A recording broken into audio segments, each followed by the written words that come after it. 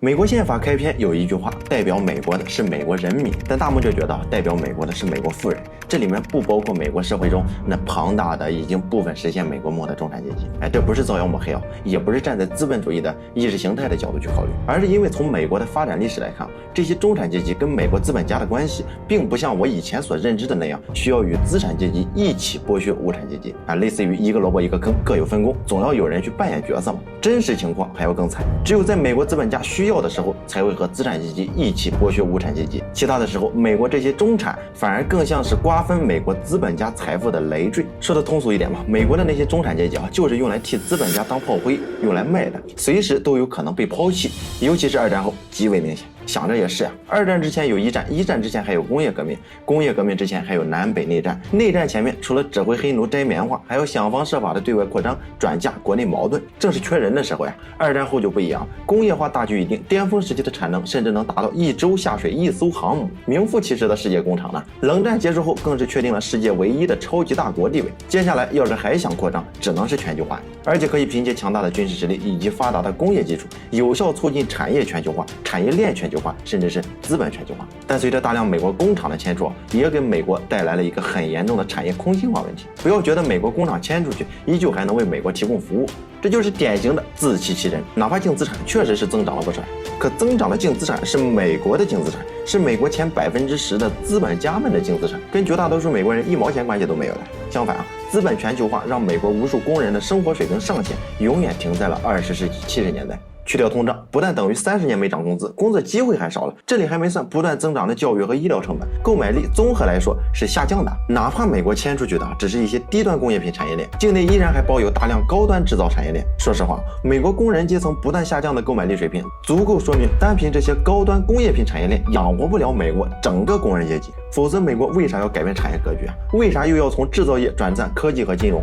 不光是因为劳动力成本上升这些杂七杂八的原因让制造业的前景变小了，还有一部分原因是因为继续发展制造业，哪怕是继续发展高端制造业，真的有可能吃不饱美国走的是精英教育路线嘛，人才就那么点，可伴随着产业升级，工业制造业对高素质工人的需求也就越来越大，单纯这方面就已经不怎么匹配了，还怎么往下面发展，对吧？发展科技就不一样了，收益高，对劳动力的需求也小。虽说对劳动力的自身要求高，可这也能跟美国精英教育体系相配套。金融就不用说了，有着美元霸权的加持，美国的金融已经不单纯只是韭菜和镰刀的关系了，那就是一个资源收割机举个例子，产业空心化之前，美国总人口100人，每天能生产100个面包，各项成本总共60，刚好够吃，对吧？但是拥有美元霸权以后尤其是美元与黄金脱钩以后，美国就算不生产面包也不要紧，只需要进口100个面包，然后用美元结算。如果美国愿意，甚至还可以一次进口1000个、1万个，然后用美元结算，成本一堆白纸。很多国家都害怕的通货膨胀，对美元来说，只要不超过各个国家所能承受的阈值，那么就等同于不存在。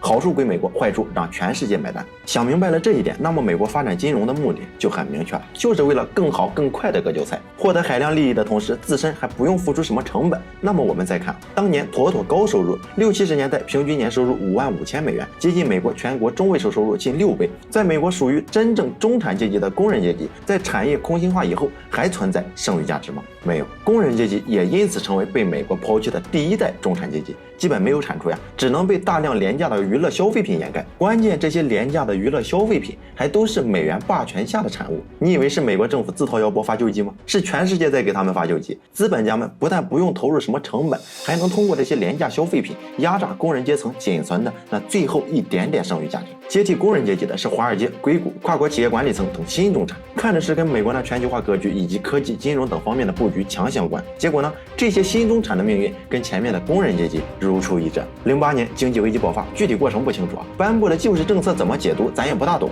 只知道政府在这场危机中救的是富人，卖掉了中产。无数华尔街精英、银行家、硅谷天才，甚至是跨国企业高管，一夜之间一无所有。而且这些新中产被抛弃以后，并没有像前面那样又重新扶起一批。给大家列一串简单的数据20世纪80年代这段时期的美国，中产才是社会主力，占比最高的时候甚至能达到80%。可截止2016年，经过一轮又一轮的抛弃，美国中产人数占比已经降到了50%以下。总体来说，形成了一个类似金字塔的社会结构。反映的社会现状就是越来越大的贫富差距，大量财富集中在一小部分人身上。可以想象，美国的中产阶层未来还会持续减少，直到最后重新变成橄榄型的社会结构。不过这次是无产阶级占据社会主力，相应的财富占比的两极分化也必然会加速激化阶层矛盾。就拿疫情期间美国的补助政策来说，实打实的现金发方案，这福利确实让人眼馋，可最后呢，不还是用于消费了吗？对吧？无法转化为资产，兜兜转转还是流到了占比极少的富人口袋里。除非资本家们选择让利，再次让中产作为社会主力，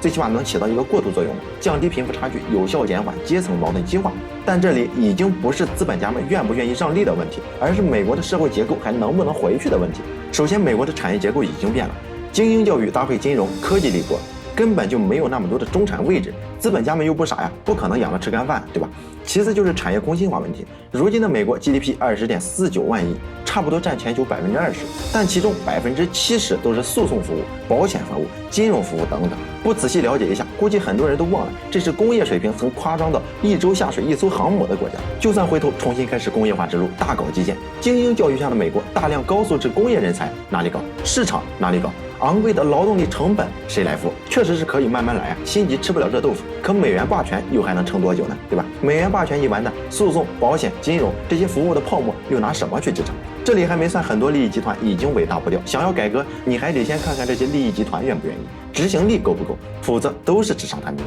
我是大木，关注我，你不亏。我们下期再会。